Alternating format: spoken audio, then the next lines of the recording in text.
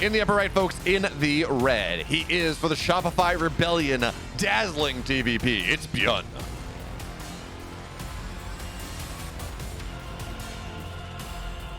And the bottom left, upper left, excuse me, in the blue, he's the barcode, but he's also the GSL Season 2 champion for DPG, herO.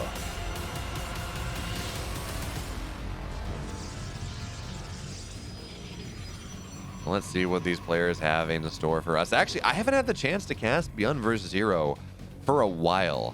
There was a time when they were in the finals of like every EPT Cup, but it hasn't really lined up the way you might normally want. Sometimes in the semis, but really haven't seen too much of that as of late. But we get this series right now, and actually Stargazer is a pretty Terran map to start. You got to assume that this is going to be Byun's map pick. So the question is what is herO doing to counteract this? herO actually around Valencia, when they did the interviews, did the content pieces for that, he talked about how he actually liked Stargazers, because Stargazers to him felt like much more of a tactical map, a strategic map, rather than just a mechanics map or your standard map where you kind of know what you're going to do.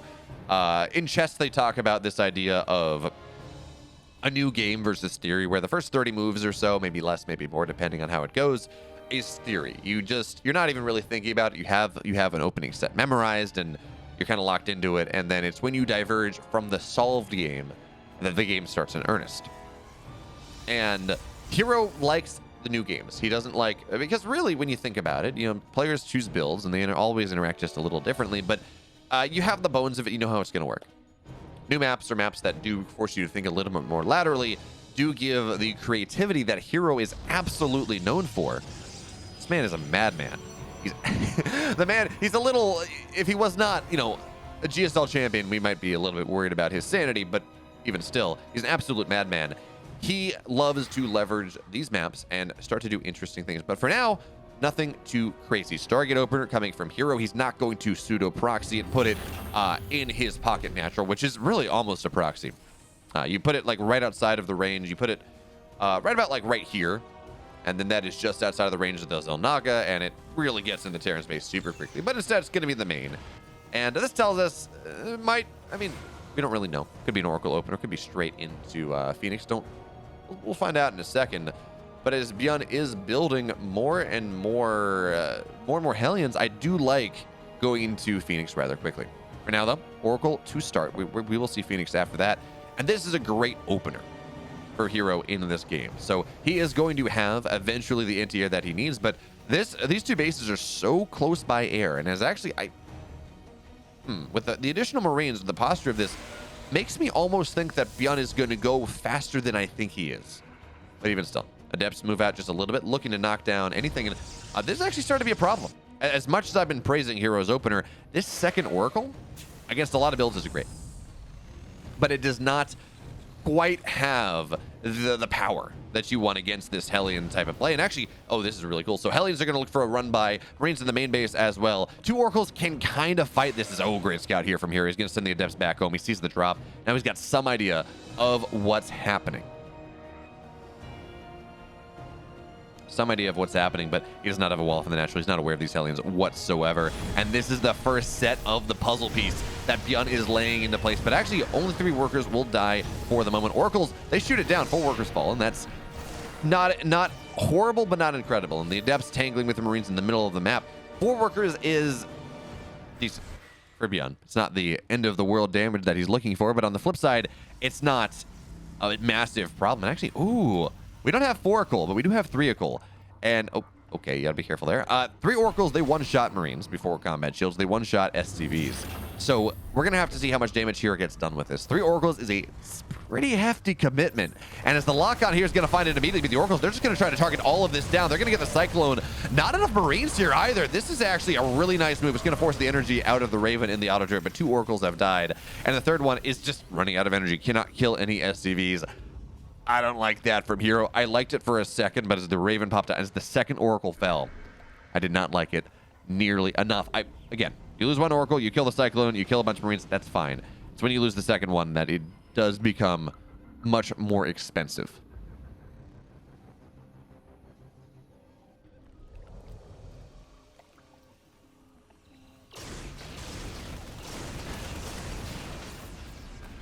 So the Phoenix.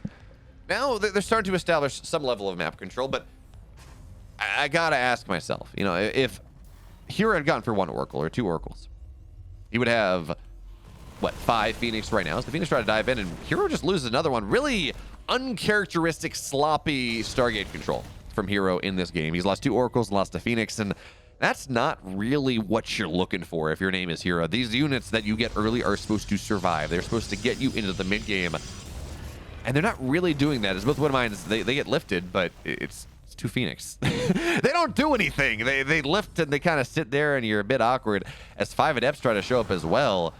But there's a wall, folks. Byun proving to herO that he can be a great neighbor because he has a great wall. Because as Robert Frost said, good walls do in fact make good neighbors. But herO does have Blink on the way. Does he have charge? No. Phoenix into Blink.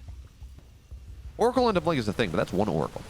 Phoenix into Blink right here as this army starts to arrive. And we're going to see a couple Widow Mines get knocked. 1 Widow Mine at least gets knocked down. And there's a little bit better control from herO right now. It's actually, with the Oracle in this army, he's going to be able to knock down these Marines pretty easily. But the push from Byun is coming in earnest. And I don't know. I really do not know that herO has what it takes to defend this. What's his army? It's 6 Stalkers. Blink is not going to be done for this. This feels like an experimental build from herO that he experimented very wrongly. As he's down half the army supply of Byun. Byun does have stim, does have combat shields. +1's going to be done by the time this hits too, as he's got his 3rd base on the way. I mean, herO does have his 3rd base. Like, his economy's fine.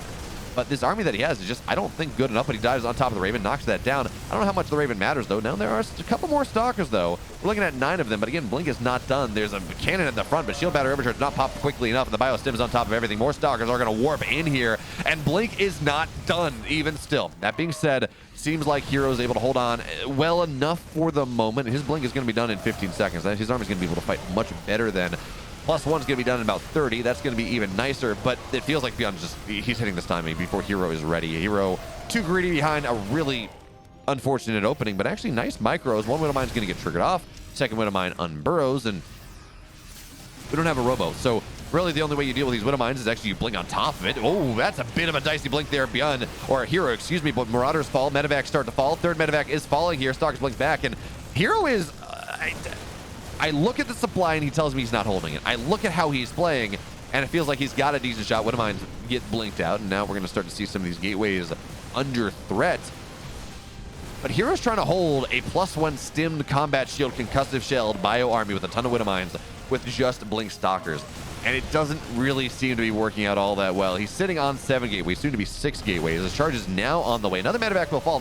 This is the big deal, right? There is not a lot of healing for Byun's army right now. So as the medevacs continue to fall, Byun, he stims and he stims and he stims. And he actually overstims. Oh, that's a Widow Mine that probably should not have connected. 3rd Widow Mine will get taken down here. And herO forces Byun back. Resources lost is very much in Byun's favor, but remember, herO has had a 3rd base for quite a while in this game.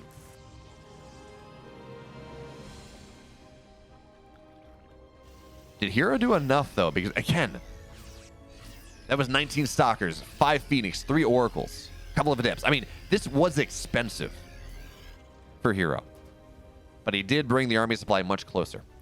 And the cannon, really, the cannon bought a decent amount of time. So 4th base now on the way for herO here is Byun. Really, that's what we got to talk about. Look at his map vision right now. He's got Marines all over the place. No sort of run by, no sort of Warp Prism shenanigans are really going to catch him off guard. But by the time this next push happens, charge will be done. +1 is already done. +2 getting chroned out pretty quickly here. And something died. Widow Mine, okay. Widow Mine fell for Byun, as that Zealot will get, or Probe in the pylon will get knocked down. But now herO knows where stuff's happening. And he's got a couple sentries here too. He's not gonna get the target fire in that Widow Mine that he really desperately wants. As herO moves backwards into a little bit better of a concave, but Byun sims forward. He thinks he's got an opportunity here. Shield Battery Overcharge is popped. What is herO waiting for? He's looking to spring that trap, and I don't think he keeps this 4th base up. But I feel like this 4th base might almost just be a bit of an idiot magnet. You're saying, oh, well, yeah, Byun, kill this, don't kill me. But those Widow Mines are very, very nice. 4th base is going to get canceled. Byun, again, doubling up the army supply, and these sentries are so low. But Stalkers blink forward, Marine will fall. And +2 is getting very close to completion. Immortals now on the way. And the fact that herO's in this game at all The fact that herO is in this game at all is ludicrous. The damage Byun got and the damage herO failed to get, based off of both in terms of build orders and inefficiencies, and just in terms of how literal damage has been taken. Byun is so far ahead, but +2 is now done. And now there's, oh, those force fields, they're gonna get on top of everything. Byun's gonna try to save as much as he can. Widowmines get a decent connection. Stark is playing forward, and if there ever was a fight that herO was gonna win, it was gonna be this one. But it does not matter because the Widowmines clean up all of the zealots at the backside. Byun saves a good portion of this army. But at least there's an immortal. It kind of dawdled, though, didn't really join the fight. And the zealots run forward, but even with +2 attack, or even with an attack upgrade advantage, and really not a lot of medevacs, only 4 medevacs in the field, one very low, most out of energy, herO's still not able to do enough. So he's got disruptors on the way. And if there's one thing Byun's known for, well, 2 things Byun's known for. One is for getting his +2 armor or +2 attack upgrade, but the other is overcommitting into disruptors and losing far too much. So first disruptor almost out on the map as herO now trying to get his 4th base in earnest here. I think Byun taps this down. I don't know that herO's going to be able to hold this. EMPs, they hit the zealots, and the 4th base is going to get canceled. Byun scans out the disruptor, but herO does not commit it just yet. There's the shot going in, and Byun just picks up. Medevac goes down, though. I don't know how much of the army of Byun was in that, though, as we're going to see another disruptor join the fray rather soon. Zealots run forward. EMPs blanket this army. Decent concave for herO to start, and another disruptor is going to join the fray rather soon, but it's going to join too little, too late. herO has held on for 12 minutes into this game, a game that he had no business holding on to. Disruptor shot is actually going to be very nice, but oh, another shot. Not enough. And again, herO had no business staying in this game, but he made Byun work for it for 12 minutes, and that's impressive in and of itself. Byun up 1. In the upper left, folks, in the red, he's up 1 game in this series. His initial build orders worked out very well, and then the unrelenting pressure, even better. For the Shopify Rebellion, it's Byun.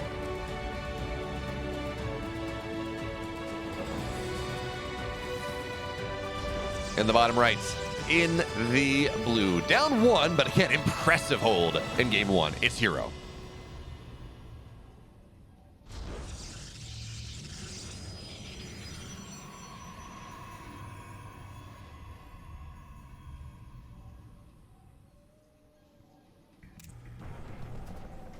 So where do we go in game number 2?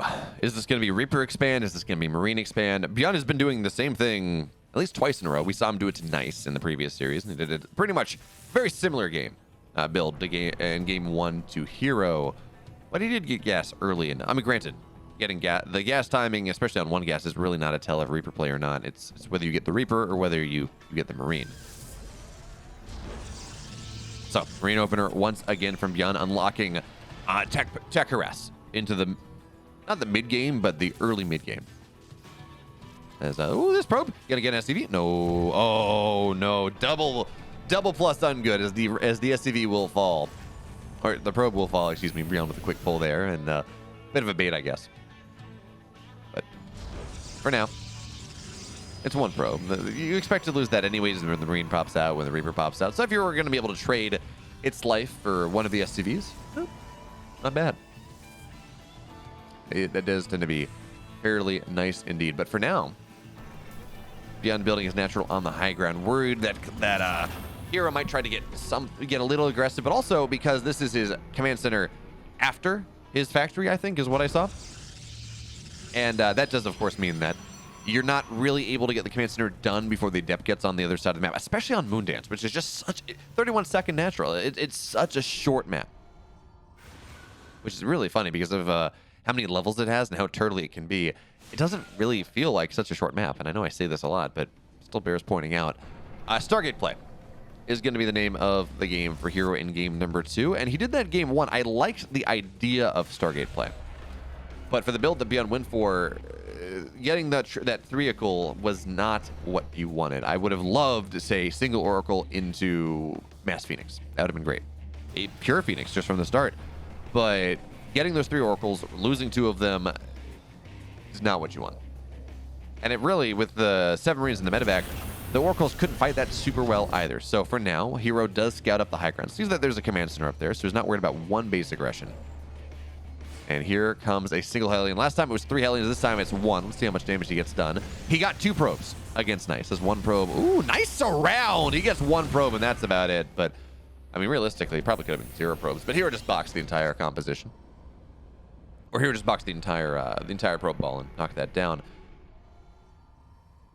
But okay, medevac just about done. Cyclone here, as the Depths are denying. They're just going to stop the herO. Realistically, he could have sat under that one. Okay, there we go. 7 Marines in the medevac. The same drop that we saw Byun do in game number 1, but now he knows there's really not a lot on the high ground. So he's going to show up here and is going to find these Marines, revelates them. Now herO knows exactly what's happening. 2 additional gateways on the way. Cyclone tries to lock on. It gets 1 adept, but kills an SCV in exchange. And the Phoenix popping out much quicker this time. Not going to see that triple Oracle into Phoenix play.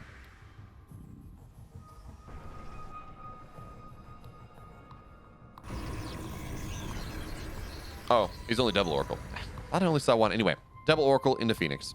Strong defensive set for herO in this game number 2. But the Adepts will get found out here. And Byun is rallying more together. It's really interesting to see how he hits us with the wrinkles, as we are really seeing a herO Marine-esque build in game number 2. Cyclones, Marines, Vikings are going to show up, and they actually do a great job here. 1 Oracle. Is herO just going to die? He might. We're going to see the first Oracle, which, by the way, still has this Pulsar Beam turned on, dies pretty much immediately. Probes have to get pulled here. Cyclone gets lifted, but really, you got to lift the Viking. They kill these probes so quickly. Oracle flies in, just dies. Phoenix is dead, and herO's dead. This hyped-up series between Byun and herO is just an absolute stomp.